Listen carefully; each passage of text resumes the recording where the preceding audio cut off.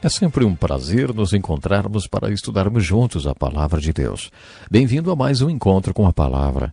Continuamos nosso estudo no Velho Testamento, estudando agora o primeiro livro histórico, o livro de Josué.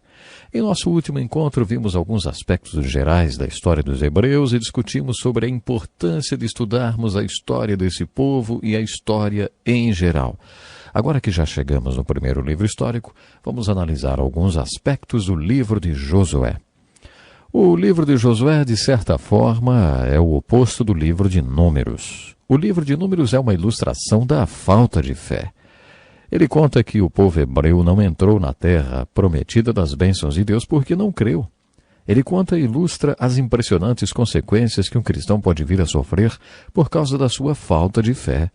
Nele lemos que o povo creu o suficiente para ser liberto do Egito, mas não creu o suficiente para entrar na terra prometida das bênçãos de Deus. Isso ilustra a vida de muitos cristãos hoje, que creem o suficiente para serem salvos de seus pecados do Egito espiritual, mas não possuem o tipo de fé que os faz atravessar o Rio Jordão e entrar na terra de Canaã, reivindicar e receber todas as bênçãos que Deus tem para eles. O tema ou a mensagem devocional do livro de Josué é: tome posse de sua herança espiritual. O autor do livro é Josué. E claro, ele também foi o assistente ou o sucessor de um grande homem de Deus chamado Moisés. Moisés treinou muito bem o seu sucessor e foi por isso que o povo teve tantas vitórias sob a liderança de Josué. Além de treinar Josué muito bem, Moisés também reproduziu características suas no treinamento que deu a Josué, transmitindo para ele toda a sua experiência. Essa didática ocorreu várias vezes nas Escrituras. Elias treinou Eliseu e Jeremias, entre os profetas, teve seus assistentes. Quando chegamos no Novo Testamento, vemos Jesus nomeando 12 discípulos, os quais ele treinou e a quem transmitiu toda a sua experiência. O apóstolo Paulo teve como assistente Timóteo. Vemos esse padrão se repetindo do Gênesis ao Apocalipse. Quando isso não acontece, as consequências são novamente impressionantes. Mas aconteceu aqui, bem no início dos livros históricos, onde também acompanhamos a transferência de liderança de Moisés para Josué. Os nomes Josué e Jesus são a mesma palavra. Jesus em grego e Josué, ou Yeshua, em hebraico. Provavelmente todos nós sabemos que Jesus significa Salvador ou Jeová salva, e Josué tem o mesmo significado. Portanto, a começar pelo nome, esse grande líder é uma figura de Cristo. Em termos de ministério, ele também é uma figura de Cristo. Na minha opinião, Moisés, o grande libertador, é uma figura de Cristo, o grande libertador supremo. Josué, entretanto, é uma figura de Cristo como Senhor, que não apenas nos salva e liberta, mas também nos leva à terra prometida das bênçãos espirituais. Podemos dizer que a palavra-chave da nossa salvação ou da libertação do Egito espiritual é crer. A palavra-chave para entrar na terra prometida das bênçãos espirituais de Deus é obedecer. De certa forma, estamos falando de fé quando falamos sobre obediência.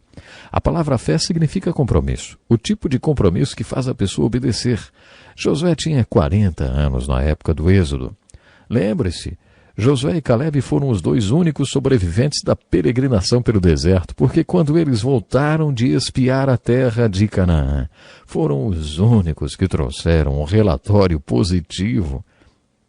Deus levou em conta a fé deles e isso garantiu a sua sobrevivência, assim como aconteceu com Abraão.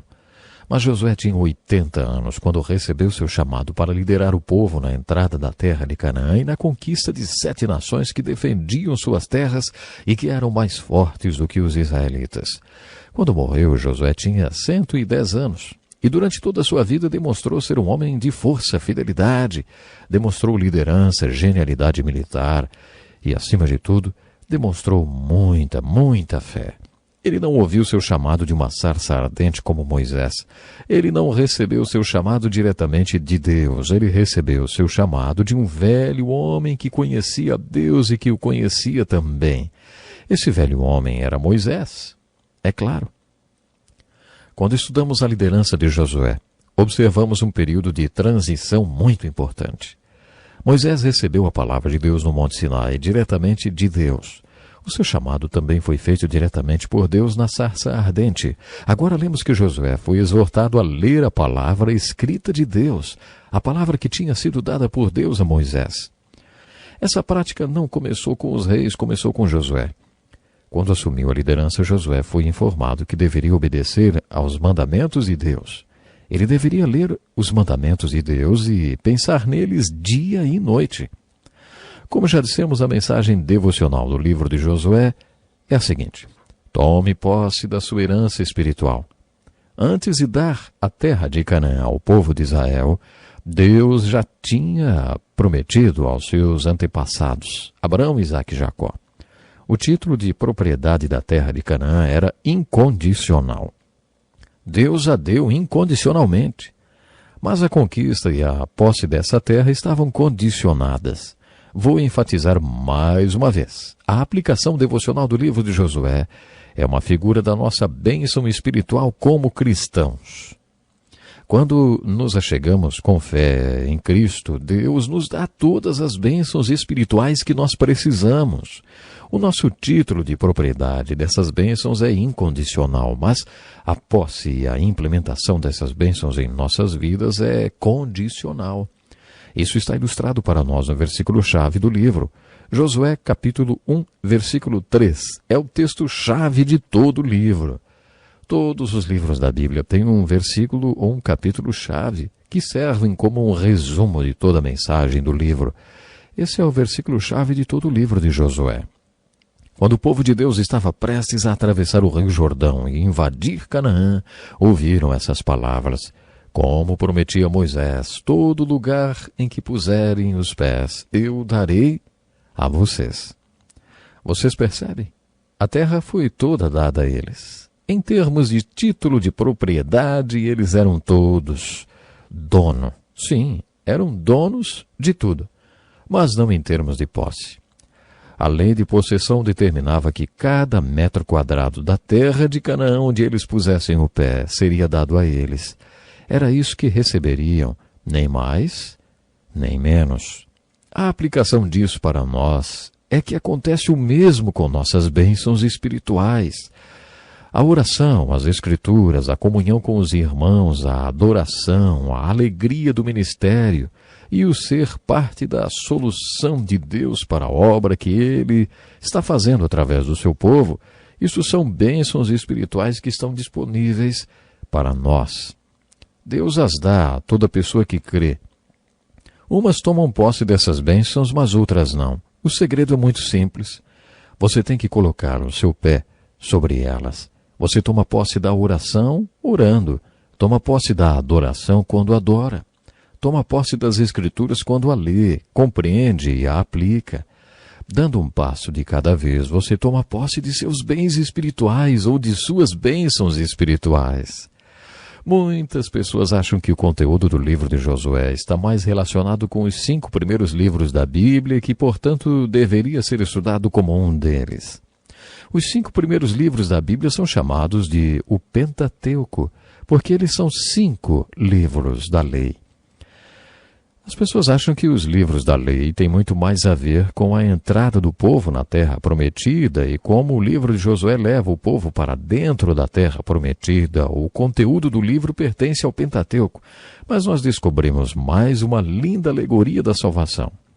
Em Gênesis você tem as sementes ou a fonte da salvação.